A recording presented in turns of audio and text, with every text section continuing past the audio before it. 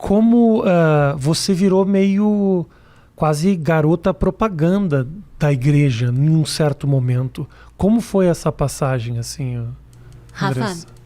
antes da gente começar a gravar, eu falei várias coisas pra você, mas eu acho que é feio a gente viver 6 anos falando bem e aí a gente sai falando mal, sabe? Porque eu vivi 6 anos isso. Eu fui fiel a eles. Eles não foram fiéis a mim. Eu me senti usada, sim. Descartada, sim. Tive que trabalhar o perdão, sim. Trabalho isso. Falar sobre isso é muito difícil, porque no lugar que, de uma certa forma, era pra me tirar do inferno, quase me levou ao inferno de novo. Eu acho que... Eu confio na justiça, né? Eu digo... Deus vê tudo. Então... Ele me dando saúde, eu consigo trabalhar. Mas foi bem difícil, assim, sabe? O ano passado houve um rompimento. Passei por muitas humilhações, muitas decepções. Sofri retaliação porque eu não quis ir pra política. Então eu acabei me sentindo objeto. Eu disse que eu me senti mais usada na igreja do que na prostituição. Porque na prostituição eu ganhava grana, né? Na igreja eles me tiraram todo o meu patrimônio. Então imagina, tu passa por N situações que tu te culpa a vida inteira pra construir um patrimônio. E hoje eu não tenho grana nem pra pagar a faculdade do meu filho. Porque eu dei tudo pra igreja. Entendeu? Então, assim, hoje eu vejo que Deus não queria o meu dinheiro, sabe? Ele queria o meu coração. Só que quando você tá envolvido, você tá de frente com a morte... Na verdade, eu nunca tive muita orientação, sabe, Rafa? Eu nunca tive pessoas do meu lado que me dessem algum direcionamento. A pessoa mais fiel que esteve comigo foi o Cacau, meu assessor, que eu tive que abrir mão da amizade dele quando eu entrei pra igreja. Entendeu? Que foi a pessoa que me estendeu a mão agora, o ano passado, quando eu tava no fundo do poço, sem grana pra nada, assim, pedindo um milagre de Deus. Nenhum irmãozinho da igreja bateu na minha porta perguntando se eu precisava de um gás pra dar pro meu filho. E aí a pessoa vem dizer assim, você é uma ingrata. As pessoas não sabem o que eu vivi, Rafa. As pessoas não sabem o que eu vi, o que eu ouvi, o que eu passei. Mas Deus sabe. Então eu nunca liguei porque as pessoas falavam. Dane-se, as pessoas não acreditam, entendeu? Não tô nem aí. Eu sei que Deus me deu vida e eu vou viver até quando Ele quiser. Se Ele quiser que eu morra hoje, eu vou morrer hoje. Posso sair daqui e morrer, entendeu? Hoje a minha consciência tá limpa. Eu sei que eu tenho Jesus, que Ele perdoa os meus pecados. Eu tô viva por causa dele.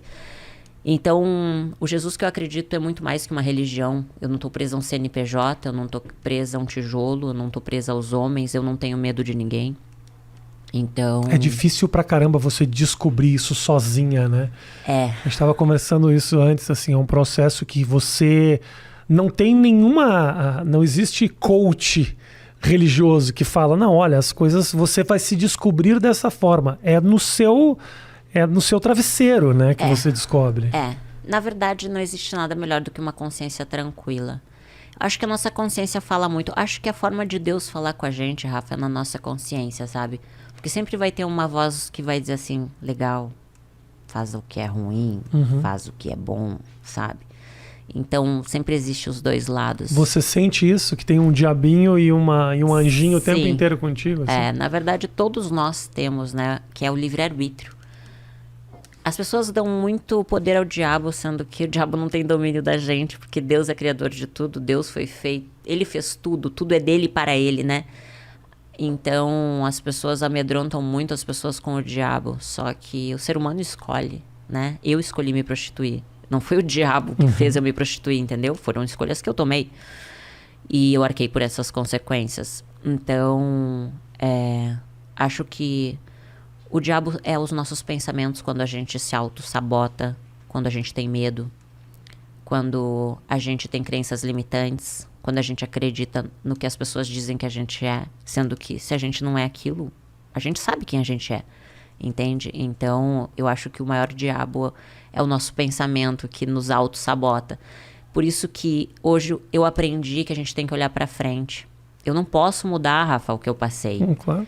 Entende? Eu não posso. Foram escolhas que eu errei. Reconheço, fiz, me arrependo, mas eu não posso mudar. Eu tô com 33 anos. Então eu posso olhar daqui pra frente. Se no passado eu não tinha um bom relacionamento com meu pai e com a minha mãe, não adianta eu ficar jogando na cara deles o que passou. Eles só podiam dar o que eles tinham. Hoje eu planto amor com eles. Hoje o meu pai me liga todo dia quase me dizendo: filho, eu te amo, Deus te abençoe. Sabe, a minha mãe também. Então eu consegui recuperar laços vencendo o meu próprio orgulho. Porque, Rafa, a vida, o que eu aprendi com Jesus, Rafa? Porque assim, nada a ver, esse aprendizado eu não acredito que tenha sido de mim, sabe? Eu acredito que Deus deu essa direção, porque eu aprendi a perdoar, porque um dia eu vou precisar de perdão. Um dia eu vou estar lá prestando contas de novo, e eu vou fazer muitas escolhas erradas ainda, eu não sou perfeita, eu erro, entende? Eu peco de manhã, de tarde, de noite, num pensamento, numa atitude, num julgamento, numa palavra. Por mais que hoje talvez eu pense antes de tomar algumas decisões, que eu seja mais racional do que antes, que eu era tão emotiva, tão, né, agia no impulso, hoje talvez eu pense um pouco mais. Eu sei que eu vou ter que prestar contas para Deus de todas as minhas escolhas. Só que dessa vez vai ser diferente, porque eu tenho Jesus. E Jesus veio para perdoar os meus pecados, os teus pecados e os pecados de todas as pessoas. As pessoas são livres para acreditar ou não, sabe, Rafa? Mas eu vejo isso como missão.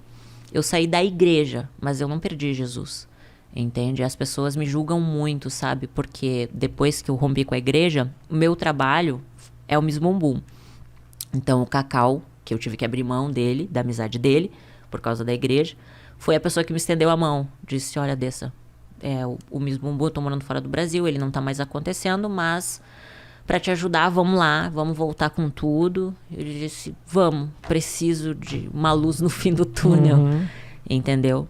E graças a Deus por isso, porque o Miss Bumbum tá completando 10 anos, então é um presente para mim também. Imagina, eu participei há 9 anos atrás. Eu não sou mais aquela menininha de 9 anos atrás. Hoje eu não faria as mesmas escolhas que eu fiz no passado. Eu acho que nem você é a mesma pessoa de 9 anos atrás, né? E às vezes a gente comete erros e a gente não vê a proporção que isso pode tomar, o mal que pode trazer para nossa vida. Se a gente pudesse mudar, a gente mudava, mas a gente não pode. Agora, Andressa, quando você volta, o Miss Bumbum marcou um momento teu de guinada que te levou para um lugar muito escuro, né? Escolhas, Rafa. Assim, eu você poderia ter escolhido o lado bom, sim, entende? Porque assim, ó, Gisele Bündchen é sucesso e desfilava de lingerie. Ela fez as escolhas certas, entende? Não é uma lingerie ou um biquíni que vai definir a escuridão. É a escolha que você vai tomar, entende? Não, isso com certeza. A única coisa que eu queria saber de você é as opções, elas vão aparecer. Sim. As tentações, elas vão voltar a aparecer. No que essa volta para o Miss Bumbum e para esse universo de exposição, porque novamente eu vejo a Andressa com a matéria no jornal, apareceu de uma forma ou outra, talvez propositalmente ou não dessa vez, mas assim, as matérias elas voltam um pouco com aquele mesmo tom, né?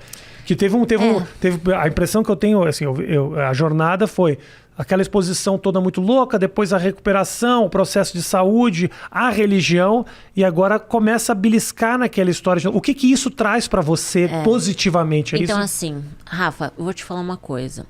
Se eu tivesse grana como eu conquistei, se eu tivesse como, por exemplo, eu dei pra igreja 2 milhões, tá? Em patrimônios e... Se eu tivesse essa grana aplicada, talvez hoje eu não estaria fazendo as escolhas que eu estou fazendo. Mas eu preciso trabalhar, entende? Hoje eu sou contratada do Miss Bumbum como garota propaganda, é o meu trabalho. No início foi bem difícil, porque eu via pecado em botar um biquíni, usar um decote assim eu jamais usaria. Então assim, foi muito difícil pra mim, sabe? Eu vivi 6 anos vivendo um fanatismo, sabe? Que tudo era pecado, sabe? E aí você se deparar com uma situação assim, e agora?